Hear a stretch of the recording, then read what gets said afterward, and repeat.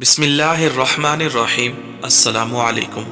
دکان کی ترقی کے لیے دعا، ٹھپ کاروبار کے لیے تعویذ۔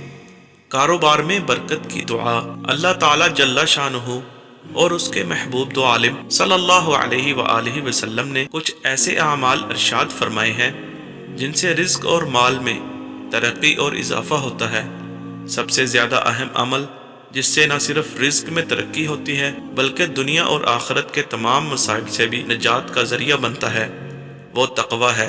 ارشاد باری تعالیٰ ہے وَيَرْزُقْهُ مِنْ حَيْثُ لَا يَحْتَسِبُ، اور اسے وہاں سے روزی دے گا جہاں اس کا گمان نہ ہو۔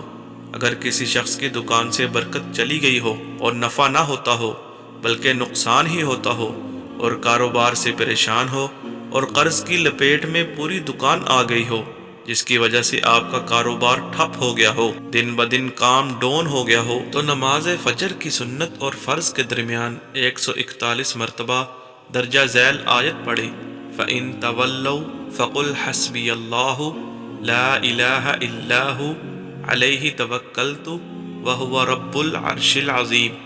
پھر دن میں کسی بھی وقت اول آخر درود شریف اور آیت الکرسی پڑھ کر درجہ ذیل نقشہ کو باوضو ساعت مشتری میں لکھ کر گتے پر چسپاں کر کے دروازے پر لٹکائیں، جادو ٹونا سب ختم ہو جائے گا۔ انشاءاللہ دن دگنی رات چگنی ترقی ہوگی اور خریدار غیب سے آئیں گے، مال بکنے لگے گا، بہت نفع ہوگا اور دکان کی خوب ترقی ہوگی۔ شکریہ۔